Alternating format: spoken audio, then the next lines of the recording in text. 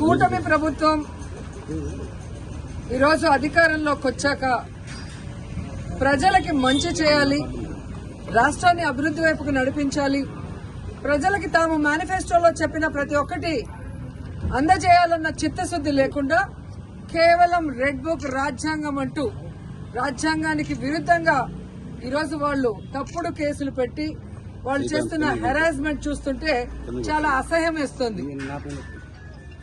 ఈరోజు వైఎస్ఆర్ కాంగ్రెస్ పార్టీ నాయకుల మీద కేసులు పెట్టి వాళ్ళని అరెస్ట్ చేసి కోర్టుకు తీసుకువెళ్లి కోర్టులో బెయిల్ ఇచ్చే లోపల ఇంకో పోలీస్ స్టేషన్ లో ఇంకో కేసు పెట్టి మళ్లీ ఇంకో కోర్టుకు తీసుకెళ్తాం, అక్కడి నుంచి బయటకు వస్తే మళ్లీ ఇంకో కోర్టులో కేసు పెట్టి ఇంకో చోటుకు తీసుకెళ్తాం. ఇది మనం కళ్ళారా పోసాని కృష్ణమురళి కేసులోనే మనం చూస్తున్నాం. అలా చాలా మంది మీద కూడా జరుగుతున్న విషయాన్ని ప్రజలు తెలుసుకోవాలి. ఎందుకంటే సుప్రీంకోర్టు క్లియర్ గా మార్గదర్శకాలు ఇవ్వడం జరిగింది. ఒక మనిషిని అరెస్ట్ చేశాక ఒకవేళ ఆ మనిషి మీద వేరే వేరే పోలీస్ స్టేషన్ లో కేసులుంటే వాటన్నిటికీ పీటీ వారెంట్ ఇచ్చి ఒకే చోట విచారణ చేయాలని స్పష్టంగా ఉన్న వాంటెడ్ గా ఈరోజు జిల్లాలకి పోసాన కృష్ణమురళి గారిని వెహికల్లో తీసుకెళ్లి ఎలా హ్యూమిలేట్ చేస్తున్నారు, ఆయన ఆరోగ్య పరిస్థితి బాగా లేకపోయినా ఆయన్ని ఏ విధంగా టార్చర్ పెడుతున్నారో మనం కళ్ళారా చూస్తున్నాం. అంటే సుప్రీంకోర్టు ఇచ్చిన మార్గదర్శకాలకు కూడా తిలోదకాలు ఇచ్చి ఈరోజు అధికార పార్టీ వాళ్ళు చెప్పినట్టుగా అధికారులు నడుచుకోవడం చాలా దురదృష్టకరం. ఈరోజు వాళ్ళకి నేను సూటిగా చెప్తున్నాను, అధికారులకి అధికార పార్టీ చెప్పిందని మీరు ఈ విధంగా సుప్రీంకోర్టు మార్గదర్శకాలకి తిలోదకాలు ఇస్తే ఈ రోజు మా పార్టీ నాయకులు ఇబ్బందులు పడొచ్చు, కానీ భవిష్యత్తులో రాబోయేది వైఎస్ఆర్ కాంగ్రెస్ పార్టీ. జగన్మోహన్ రెడ్డి గారు ముఖ్యమంత్రి అయిన తర్వాత నిబంధనలకు విరుద్ధంగా పనిచేసిన అధికారులని, మా వాళ్ళని ఎక్కువ రోజులు జైల్లో పెట్టాలని తప్పుడు కేసులు పెట్టి అధికారులని మిస్యూజ్ చేస్తున్న కూటమి ప్రభుత్వ నాయకుల్ని ఎవరిని వదిలిపెట్టము, న్యాయబద్దంగా అందరినీ కూడా శిక్షిస్తామని కూడా వాళ్ళకి ఘంటాపదంగా చెప్తున్నాను.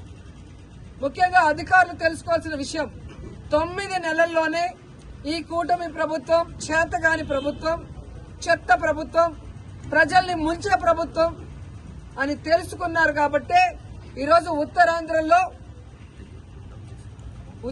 ఉపాధ్యాయులు ఏ విధంగా తెలుగుదేశం పార్టీ సపోర్ట్ చేసిన, కూటమి ప్రభుత్వం సపోర్ట్ చేసిన వ్యక్తిని ఎలా ఓడించారో అర్థమైతే రాబోయే జమిలీ ఎన్నికలైనా సాధారణ ఎన్నికలైనా అధికారంలోకి వచ్చేది వైఎస్ఆర్ కాంగ్రెస్ పార్టీ అనేది తెలుసుకోండి. ఇకనైనా అధికారులు మీరు ఏదైతే న్యాయబద్దంగా చేయాలో అలా చేయాలి, అంతేగాని మీరు మితిమీరిన ఉత్సాహంతో చేస్తే మాత్రం చాలా బాధపడే రోజులు వస్తాయని కూడా తెలియజేసుకుంటున్నాను. అండ్ ఈరోజు ప్రెస్ ద్వారా ఈ రాష్ట్ర ప్రజలకి చెప్పాలనుకుంటున్నాను, అలాగే కూటమి ప్రభుత్వానికి కూడా చెప్పాలనుకుంటున్నా. కూటమి ప్రభుత్వం అధికారంలోకి వచ్చిన తర్వాత తప్పుడు కేసులతో హెరాస్మెంట్ చేయటమే కాకుండా ఈరోజు రాష్ట్రంలో మద్యం బెల్ట్ షాపులు ఏ విధంగా వీధికి పెట్టి విచ్చలవిడిగా మద్యాన్ని అమ్ముతూ ఈరోజు ఆడపిల్లల మీద అఘాయిత్యాలు పెరిగే విధంగా చేస్తున్నారో మీరందరూ కూడా కళ్ళారా గమనించండి.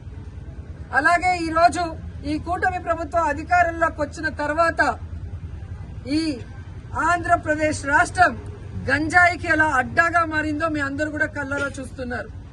ఈరోజు డ్రగ్స్ కూడా చంద్రబాబు నాయుడు నివాసం ఉంటున్న గుంటూరులో డ్రగ్స్ విచ్చలవిడిగా దొరుకుతున్నాయని అన్ని పేపర్లో మీరు చూస్తున్నారు. అంటే ఈ ప్రభుత్వం, ఈ ముఖ్యమంత్రి సిగ్గుపడాలని కూడా ఈ సందర్భంగా తెలియజేసుకుంటున్నాను.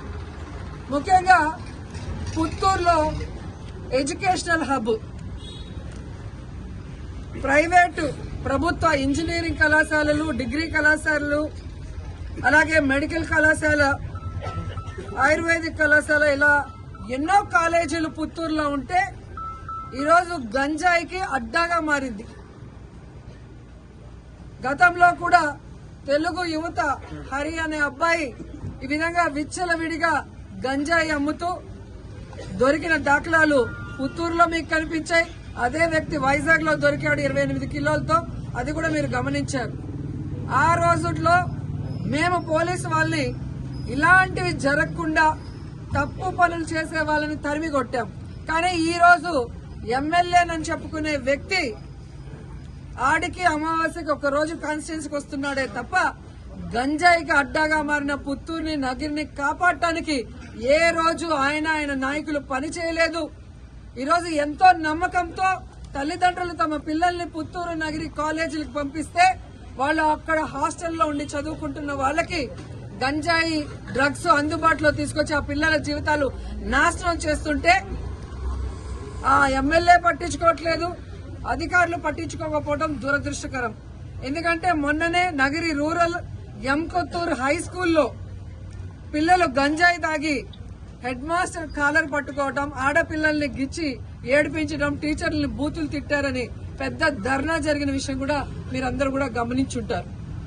సో ఈ విధంగా తెలుగుదేశం పార్టీ అధికారంలోకి వచ్చాక నేరస్తులకి ధైర్యం వచ్చింది. నేరాలు చేయడానికి ఏదో వాళ్ళకి లైసెన్స్ ఇచ్చిన విధంగా రాష్ట్ర వ్యాప్తంగానే కాకుండా నగిరిలో కూడా చాలా దౌర్భాగ్య స్థితిలోకి ఈ ప్రభుత్వం తీసుకెళ్లటం బాధాకరం. ఒక పక్క 100 రోజుల్లో గంజాయి అరికడతానని చెప్పి ముఖ్యమంత్రి గారు, హోమ్ మినిస్టర్ గారు చెప్తారు. కానీ 100 రోజులు అయిపోయింది. కుప్పంలో గంజాయి సాగు జరుగుతూ కూడా మీరు వీడియోలన్నీ చూసుంటారు. మరి ఒక పంట పండాలి అంటే ఈ రోజు ఇత్తనం వేస్తే రేపు రాదు కదా. మరి అంత సాగు జరుగుతూ ఉంటే ముఖ్యమంత్రి సొంత కాన్స్టిట్యున్సీలో చంద్రబాబు నాయుడు గారు నిద్రపోతున్నారు.